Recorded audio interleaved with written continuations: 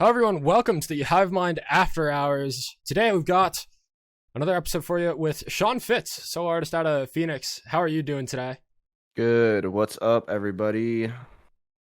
Thanks for joining us. Justin, Derek, and Jacob are here as well as per usual. Like, I know, Justin, you're feeling... Justin's feeling a little under the weather. Derek's I'm internet's kind of been here. Justin's sus. kind of here. So we got like I'm struggle people to- bus. I'm here. He's Canadian. So we got a couple of talking points, but this is going to be just another pretty chill After Hours episode. You put out a new song last month, early Yes. October. We'll be talking about that for sure, and some of the other stuff you've been up to in the music industry since you've been doing this for quite a while. But first, social media shill. If you have any socials you want to shill, then I'll do my thing. Oh yeah, follow me on YouTube, Sean Fitz. That's it. Or Apple Music, hit me on that. And then you can follow us at the Hivemind at Hivemind Radio _ on Instagram and Twitter, and Hivemind Radio on YouTube. For more After Hours episodes like this one, we've got quite a few of these that are being planned. So more to come. Obviously, end of the year is getting a little crazy. We have end of year awards coming up to talk about our favorite music of the entire year. So I want to ask you about that later on in the episode, but let's start by just talking about your new song, Halo. Yes. So I guess just to start, you've been involved with a lot of bands in the past. So what inspired you to start pursuing solo? I think it was just like going, if you like play in like quite a few bands over the years, you get to a point where like you write with different bands and stuff, and like you have ideas that are bouncing around in your head that just don't like ever fit whatever project you're like working in at the time. Mm-hmm. And I think that like I just got to the point personally where I just wanted to write some of my own music, so that's kind of where we're at now. And I've wrote a few different like styles of music, but Halo is like my first like alternative rock type of song that I've put out. Definitely felt that influence for sure. Also a little bit of like trap beats in there as well. Yeah, a little bit of that. That's kind of like the rap kind of sound I was going for when I first started making my own music. And I do like the rap influence mixed in with some of the metalcore song structure and keeping it still rock, you know? Mm-hmm. I'm still trying to come off as like a rock musician, but definitely more alty rock, you know. It's a very nostalgic sound. It was very easy to listen to. Thanks, bro. I appreciate that. This is a mix with like the modern elements and the electronics and the trap beats. Like, do you listen to a lot of rap? Yeah, I listen to a ton of rap. I grew up in Chicago. I'm no stranger to having rap be like a pretty staple genre, like growing up, especially like when I did like start to get into metalcore and like kind of the more rock genre that was coming up in the 2000s. That was definitely not the most popular thing to be listening to, you know. Yeah. Rap has definitely been like something that I've been spinning pretty consistently over the years. So it's fun to like make rap beats and fucking around in FL Studio and shit like that back in the day, you know. Now I can- There's definitely like.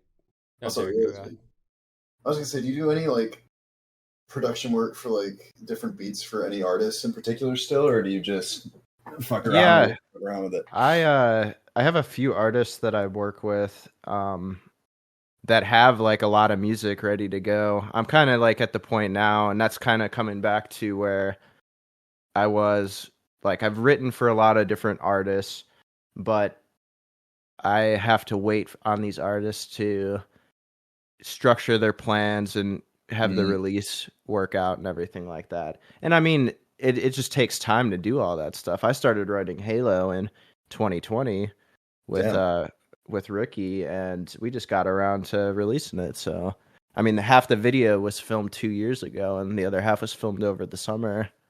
That's crazy. So it's I'm sure the pandemic played a part in that. Yeah.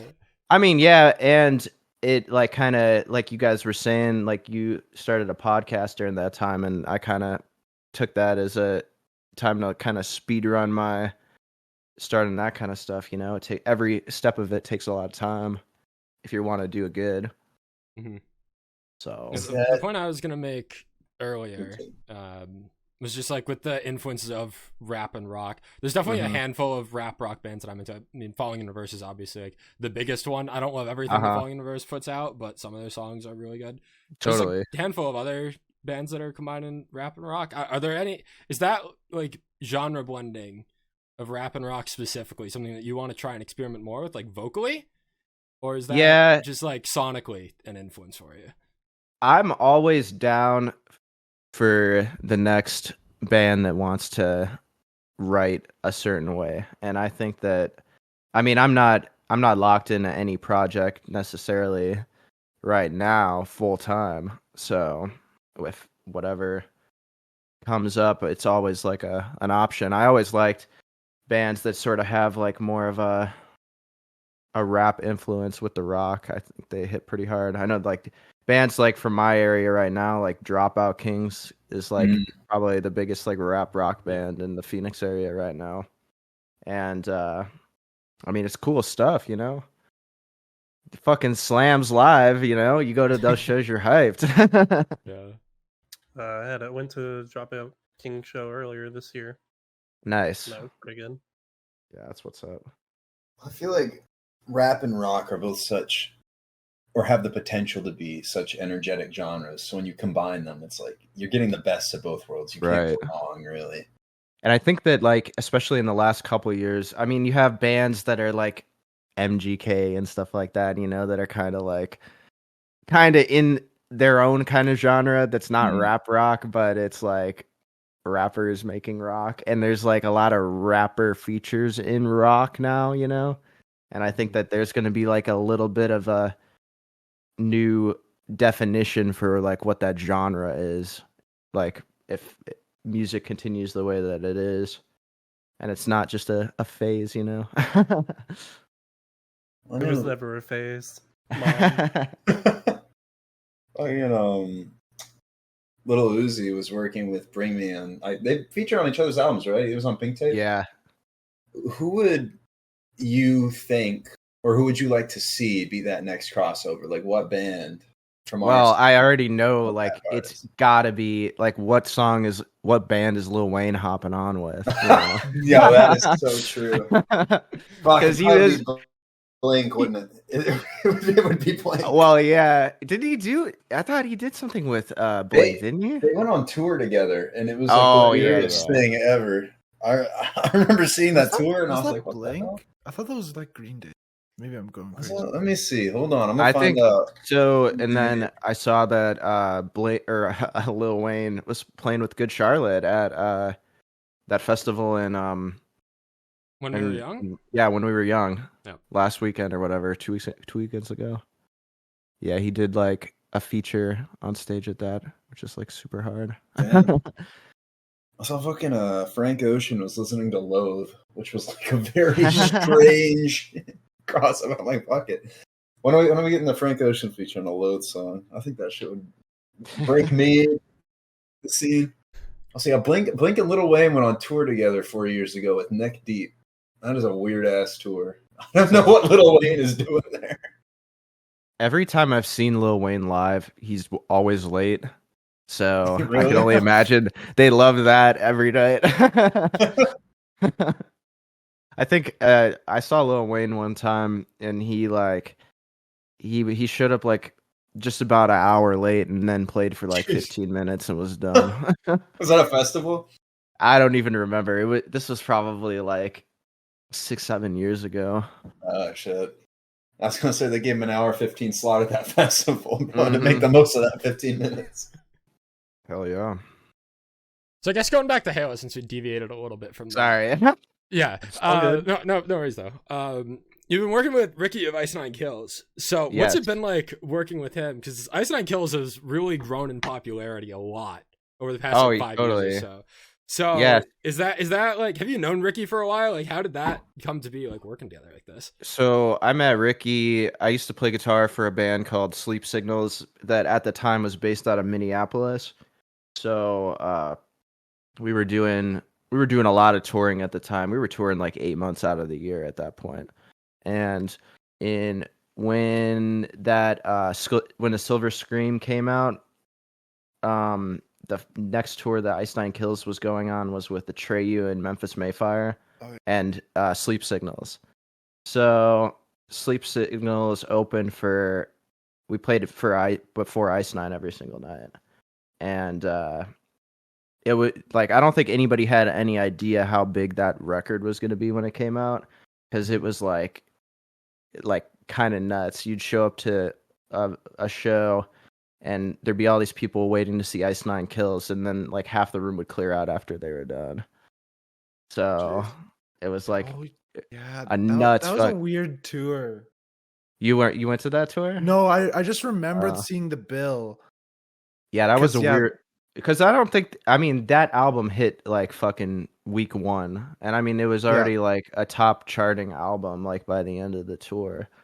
So it was kind of a wild time to be like hanging out with those boys. But yeah, I kept up with him ever since then, and we keep up with Joe wasn't their bassist at the time, but he's in some other groups and helps people out in like the Kill Iconic crowd, and they always come through town, so I've kept up with them. But yeah, after that tour, it's probably like 2 years after that, I just went and seen Ricky whenever they'd come through, and then during COVID, I just started working remotely with him, where we would just hop on Zoom, and he had told me like what to get as far as like at home recording, because most of the like stuff on my tracks is like things that you can kind of make using a computer anyway, except for like the vocals and the physical guitars. But so he would just vocal coach me over Zoom, and I would do my takes, and that's kind of like how we built up that relationship. And then we wrote a handful of tracks that way. It's like you probably had to invest a lot in like getting a home studio set up, is what it's sounding like. Right. Yeah, I invested a decent amount in it at first, but honestly, like, I still use it now. And that was like, it's been like a handful of years at this point. I'm on it right now. This is my vocal mic. Yeah. Sounds good. Yeah, definitely sounds good. Because like I imagine, like when you were starting writing Halo in 2020, like was it pre-pandemic when you started writing Halo, or was it like after the pandemic? So I've tried to like go back and like see like just about when that. So I write a lot. I probably like, and especially during like 2019 to 2021 was probably like my heaviest like writing time. I think in 2020 I probably wrote like close to 200 tracks, and a lot of the tracks aren't like finished ideas. So I would just like sit down and compose something, and then it would kind of be just like not feeling it anymore. So we save that and we're just on to the next track. And Halo was kind of one of those. So when it, I think how it was like I sent Ricky like a handful of tracks, and then we just picked Halo as the track we were gonna finish up, and he helped me with like the songwriting as far as like structuring like the lines, so that makes sense. It's like easier for like the listener, and because I like to put like way too many words. I'm writing like rap tracks and shit like that, you know. It's like filling up space, and writing music like this is kind of like showed me a lot of, you need to leave a lot of space in the music, you know. So, but yeah, lots of back and forth like that. And I mean, I can't even remember the last time I seen Ricky. He just came a couple weeks ago with Metallica, but I was playing a festival that weekend, so I missed that one. Yeah, what I was gonna say is like, presumably you probably could have just gone to a studio to record a lot of this pre-pandemic, but yeah, ever since pandemic, like things changed a lot. Yeah, and that's kind of like, especially like as far as my writing style goes, I do like I've spent a lot of years like studying like home recording, and I've been home recording for the entire time I've basically been playing guitar. I've been home recording, and like I have studios that I go and like do work in if it requires me to actually go there. If I had to do like screams, I'm not gonna do it at like my apartment, you know, Right. That makes and sense. stuff like that. If I'm gonna record drums, I'm not gonna do that here. I'll go get a room or something like that. But honestly, like over the years, like if I had to go to the studio all the times I had an idea, then I would be just doing that, you know. I wouldn't even get to releasing anything. Mm. So having the home setup has been definitely something I'd recommend people doing if they want to write a lot. But yeah, what was the first part of that question? I don't know. I think I was kind of just trying to touch on like how COVID changed things. Like Halo ended up being like home produced, like produced at home instead of just going to a studio, just because of the circumstances. Because you started writing it. Yeah, Such a long technically, time but ago. I mean, it was still like mixed. I had it like Ricky mixed it in his studio, you know, and then like I had it mastered at another studio. Mm-hmm. It's like that it's like the tracking part of it is like what people traditionally go to studios for. And I think that like since people can get high quality preamps and high quality equipment that's like relatively inexpensive. I mean, like I think of it as like every piece of like equipment you buy for your house is basically a studio session at the end of the day. So you can do a lot of pre-production before you go into the studio and then save yourself the money and save yourself the time of someone else like just pressing record for you, you know. Yeah, that definitely makes sense. I guess we can start talking about some other stuff. You mentioned the Phoenix music scene briefly, with like Dropout Kings and stuff. We interviewed a band called Archetypes Collide a bit ago. I don't know if you're very familiar with them, but they're also from like the Phoenix area. I don't know if you're familiar with them at all. I'm not really familiar, but I have heard that name around. I'm relatively new to Phoenix. I moved here in 2021. Gotcha. So I guess my point being was like, A, if you knew them, B, are there any other like hot, up and coming like smaller artists out of Phoenix that you've really been enjoying? Small artists out of Phoenix. Or even One just of my like bands in your area. It doesn't even have to be small ones, but one of my buddies' bands, the Sellouts. They're from Phoenix. They're a good band. They've released a handful of tracks so far. Doing like single releases, so they get like a little bit more of a catalog. And yeah, those guys are cool. And then my homies from Minneapolis. I used to live in Minneapolis I lived there for like 4 or 5 years during like the pandemic and stuff like that. And my homies from out there moved to Phoenix. They're in a band called City of the Week. And I feel like I've heard of that name before. Yeah, I've heard of them. I don't know if I've listened to them too much, but I recognize that name. Totally. Yeah, they've done a ton of touring. You guys they've definitely been out by y'all on the East Coast. And give that a look at. Guys, I'm taking notes. Yeah, take notes on that band, because when some of their new songs come out, I'm gonna see. I help them write some songs too. Justin is a fiend at finding small bands to rave over, so nice. Small bands in third world countries, apparently. Nice. Yeah, they've been around for a while. But yeah, totally small band. Yeah, I don't know. I can't think of any others off the top of my head. We'll take those 2 suggestions now. It's giving us some stuff to look into after this for sure. So let's talk about 2023 as a whole and like the new music of the year. I hinted at it earlier, but it's November now as we're recording this. We're coming up on the end of the year. The 4 of us like to do this thing before our end of year awards where we all try and tease to one another what our favorite songs and albums of the year are without actually saying what they are. But since you're not going to be a part of this end of the year awards, why don't you just wait and tell us, like, what are some of your favorite music releases, like albums, singles, EPs, whatever, of this year? Dude, of this year. Yeah. I got to pull up the The four of us recently have to listened tiptoe around one another until we get to the awards episodes. We DM each None other of us are between allowed. this. None of us are allowed to speak. Okay, so you guys can't say like what albums you liked. I mean, we hint at We it. can. We very aggressively hint at it, but we like to not say for certain, so that way Jake when is we probably actually going to tell you his full list because he's pretty much spoiled it. I mean, Well, let's see. I like there's the song that has Lil Wayne playing guitar on it. You guys hear that song? Pretty good. Which one? That came out this year. It's called Uneasy by John. I can't say his last name. But Man, I haven't heard it, no. Patasti. I'm just looking at what I have from 2023. John Batiste. Yeah, Yeah, right. that sounds like it. Yup. I think I found one it. of my favorite albums this year that I don't know if it's going to be like in my top list is the new Point North album. I actually Yeah. surprisingly liked it compared to like the singles that were coming up and leading up to it.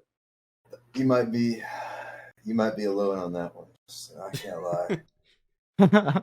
I will The Point advocate- North album? Yeah. I'm an anti-Point North album advocate.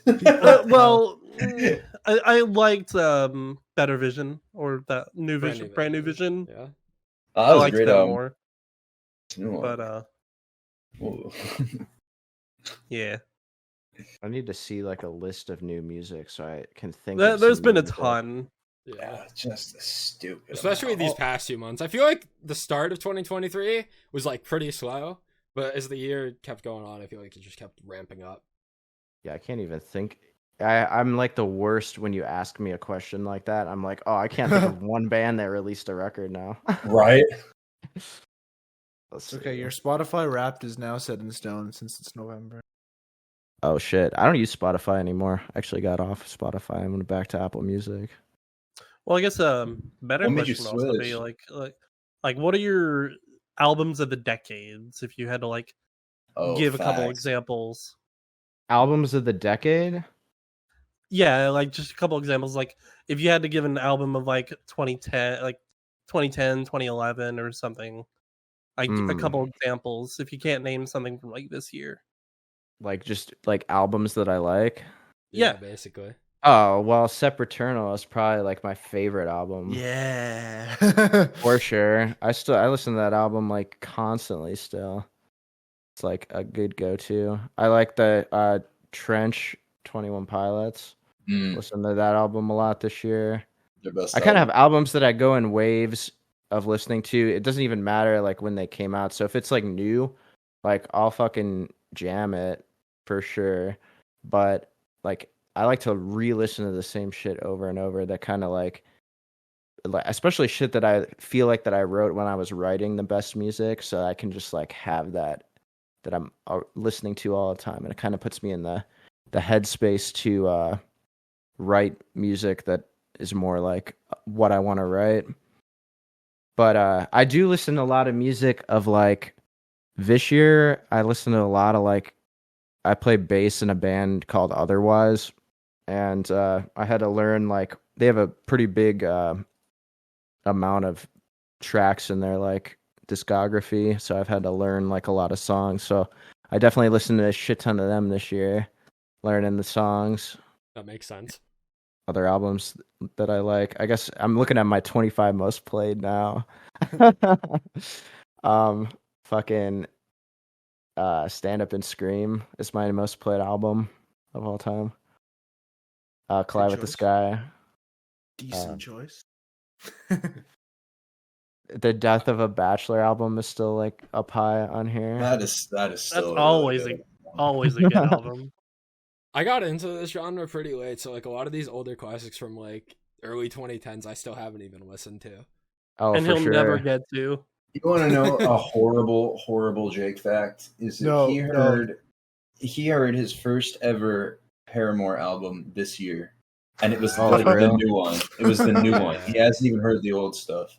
How old is I know the Paramore classics, but I had never listened to a full This guy's a Paramore album fraud. until this year. I am a How old? fraud. How old are you guys? 23. Okay. I'm 22.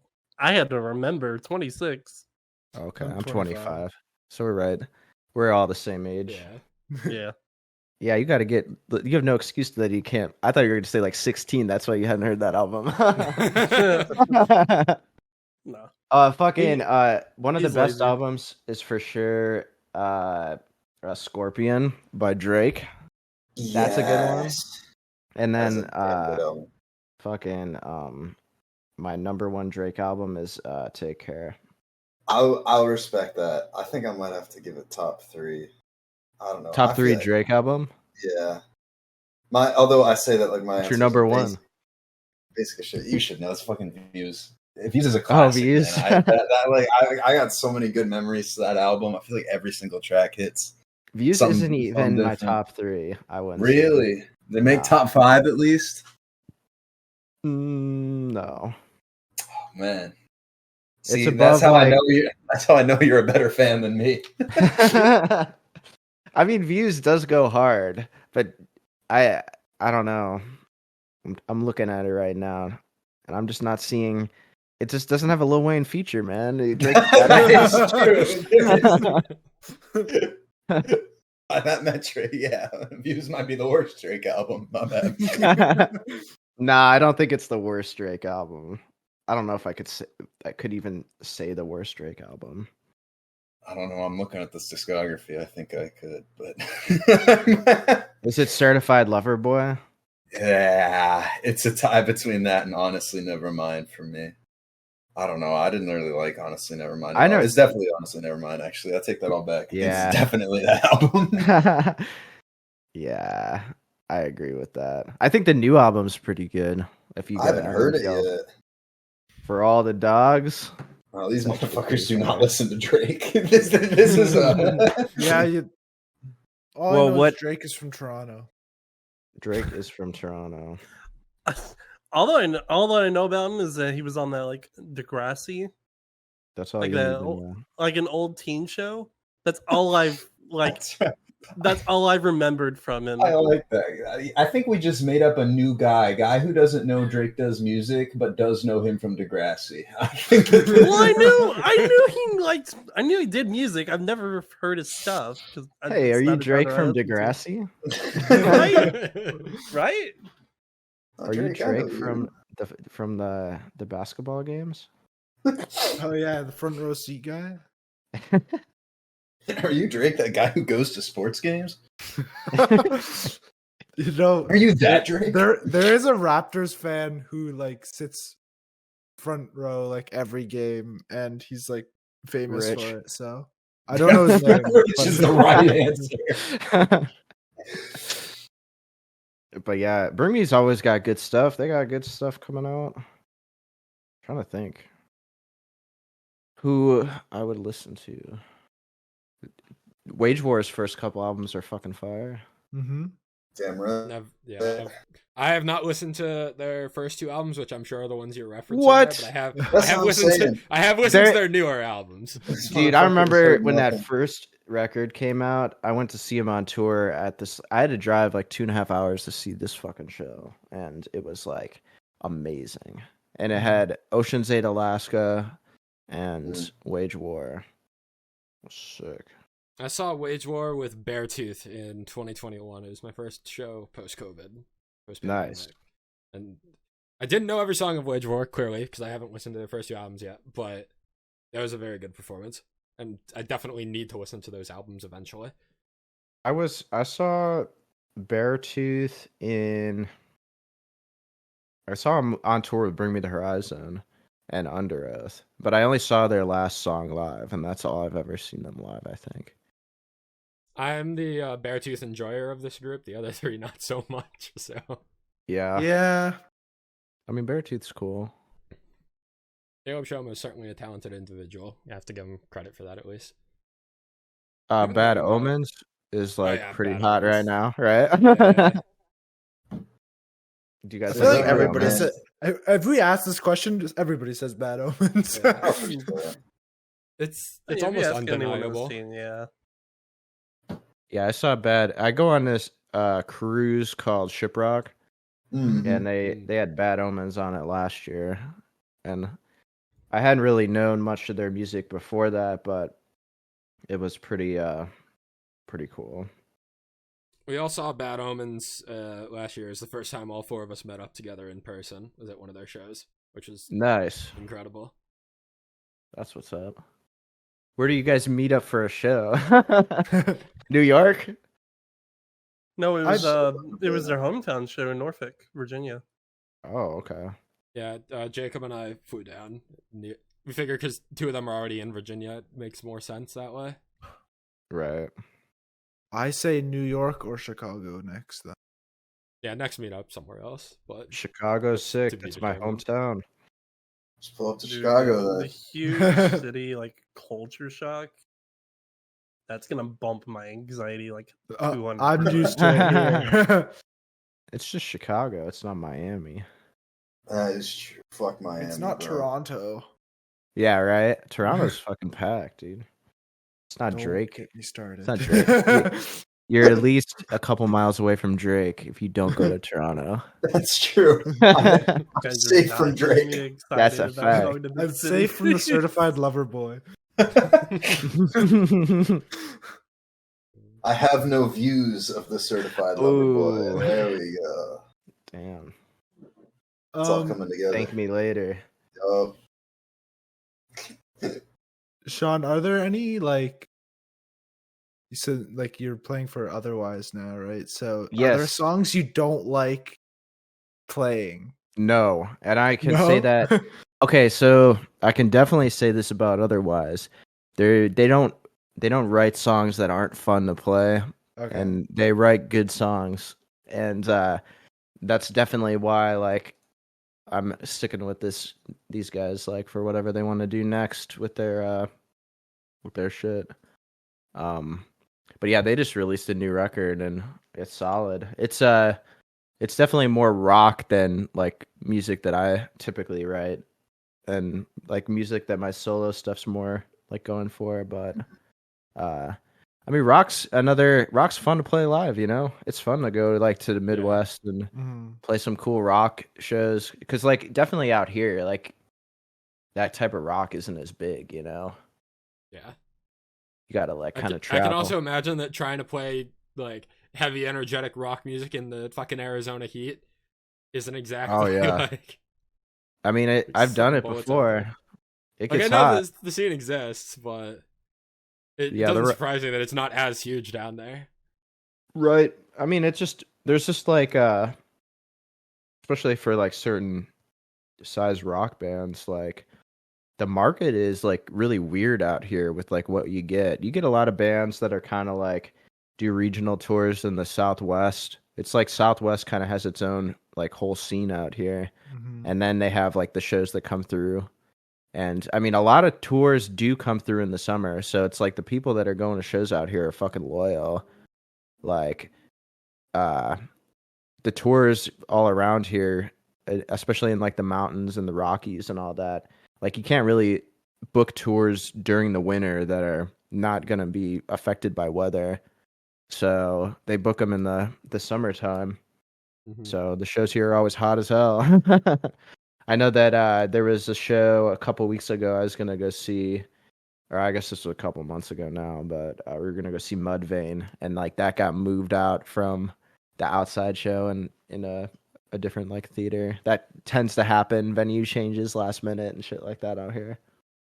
There used to be this venue in Arizona actually that it was one of the first times I came to Phoenix, and it was called Club Red, and we were on tour with Escape the Fate and All That Remains, and we played at Club Red, and it's like no longer a venue, but legit inside the venue when we were going to play, and we were opening the show. This is not even like we're not even, or I don't think we opened. I think we played like they had like a couple bands that were like local, and then the tour package started, and by the time that we started, it was already 120 degrees inside this little club. Like, That's insane. nuts to butts, like all the way back.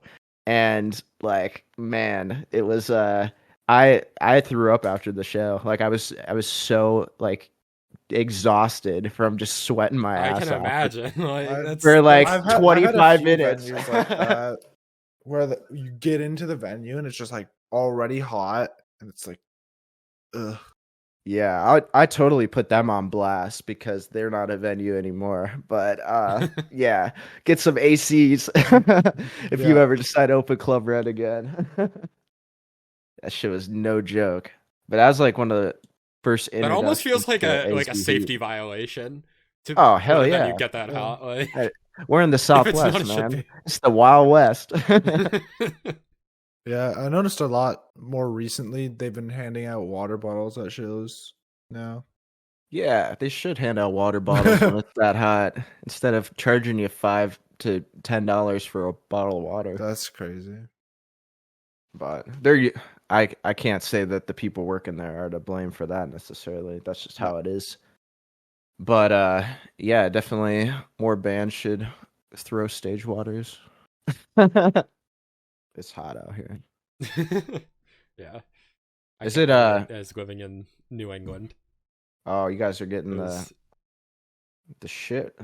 Yeah, I we're mean, all we've fucking had cold. we've had some warm days recently. Like it was fucking 80 degrees last week when typically Oh. it's like 50s this time of year. Oh. But we had our first bits of snow in Connecticut today or yesterday. Oh, you got it before me. Wow. Nuts. I mean, not where I'm at, but like certain areas of Connecticut had snow yesterday. So Currently, it is 40 degrees Fahrenheit, 4 degrees Celsius for the Canadian. Thank you. I was Ooh, about to convert yeah. it. That's colder than here, actually. Nah, our highs are around like 16 right now Celsius. 16? 61 Fahrenheit. Oh, okay. 61 Fahrenheit. Sorry, I have to convert for a Canadian. I have to be polite. Yeah, you Right. don't have to. yeah. He's not Canadian, so. But I like to make sure he's aware of the time. Well, Yeah, I was bro, just it's like I've been That's his converting own it the whole problem. episode, so. But like, oh, he's saying this number. Gotta type it in. Like if you had to go like 80 miles to get to cooler weather. Gotta figure out what 80 miles is. That distance is you're fucked. I can't tell you kilometers. How many gallons of gas that would be? Oh, I gotta convert that too. Well, I guess as we start to wrap this up, Sean, are there any other just general topics about music and the new song and what you're working on? Any future things that you want to tease or talk Any- about? Any Future Solo things. releases or If other bands you're working with or whatever? well, okay, so I got more music coming out next year, so that's something to keep a lookout. Got some awesome features for some of these newer tracks that are all ready to go. It's just the process of scheduling the releases and having all the Getting promo visuals to ready go and with all it. that type of stuff. Right. I imagine. Yeah. So I don't know if we're gonna hit anything else this year. It might just be beginning of next year and then all next year type of thing. But we'll see how it goes over the next handful of weeks. But if this is coming out this week, then on November 11th, I'm doing an event with Otherwise in Las Vegas. It's our annual Rock and Run.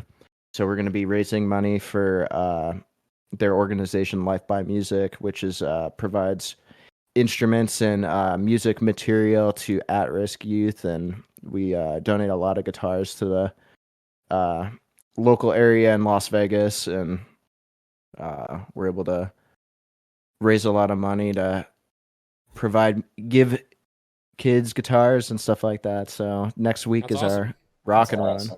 And I've never ran a 5K before, but right before this, I ran 2 miles, and we're almost there. You know, Yeah, I that's don't have much pretty good. time. Raising So, money for a good cause, that's what's important. yes, absolutely. So you're saying there wasn't very much left for 2023, more so in 2024. You know, before we wrap Right. things up, what does 2024 look like for you? Ideally or actually, and what can we expect? Ideally, I hope that we can really bump up the numbers on stuff. I'm doing this all independently just because I just don't think that any management that's approached me so far has anything that Mm. is going to really like push me forward enough to make sense. What was it? Ideally, and then what was the next one?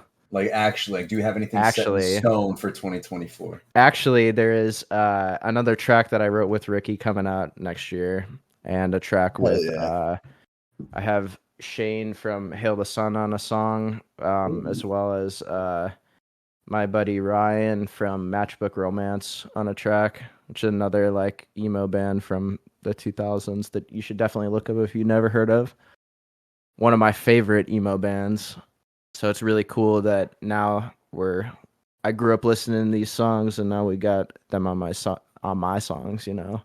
I'm sure that feels like a really cool full circle type of moment. It is. It Yeah. has been like a cool full circle, especially like a lot of listening to a lot of these guys coming up, and then now the songs are even like more relevant than ever now, you know. Like emo music is definitely at a high. Mhm. So, and then what was the last one? Well, just like anything. It was just anything we can expect. You know, planned songs, any releases, that sort of thing. She kind of already answered. So yeah, just moving forward with it, and writing always. Like I got a handful of tracks that are all ready to go, and then like I'm already on the next batch. So I don't know if I'm going to be doing any like EP release or anything like that. I think like especially where the how it is like releasing songs, like you really have to be on top of just like dropping singles. So maybe the singles will turn into records, but it's kind of just gonna be single after single after single after single all year next year. So more to look forward to. I was gonna say Halo was fantastic, so I'm excited for more. Thank you guys, I appreciate it. It was a long time coming, but it was definitely like molding the concept of the project to give it like I had to kind of tell a lot of backstory in a short amount of time to be able to do that, you know. So I definitely appreciate you guys having me on stuff like this, because it's hard to find, especially since like COVID. Before COVID, like a lot of the people that I would go to when I was doing like promo for new releases, like they just don't do it anymore. So that's kind of how I stumbled across you guys, was going through other bands to see like who was talking about what, and I found y'all, so that's why I sent you the message. We just enjoy talking about good new music. Certainly. Super appreciated. Hopefully more of that to come here, sounds like, in 2024. Totally. I think we're good to wrap this up then, Sean. If you're gonna go follow Sean on social, Sean Fitz, whatever. Any other socials you want to shield real quick before we wrap this up, Sean? Or Dream Halo. Dream Halo. Halo for sure. Dream Halo. Sean Fitz on everything. And once again, you can follow us at the Hivemind at Hivemind Radio _ on Instagram and Twitter. Hivemind Radio on YouTube for these After Hours episodes. They'll be up on Spotify as well. Thank you for listening, Sean. Thank you for joining us on this episode. This was a lot of fun. Hell yeah, guys. Thank you. Yeah, that's going to do it for this episode of the Hivemind After Hours. Have a good one. Have a good one. See ya.